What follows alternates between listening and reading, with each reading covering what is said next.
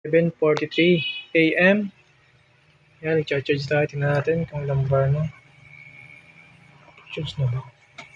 Oh, full charge na pala itong cellphone na to. Itong sa kaya. Full na rin.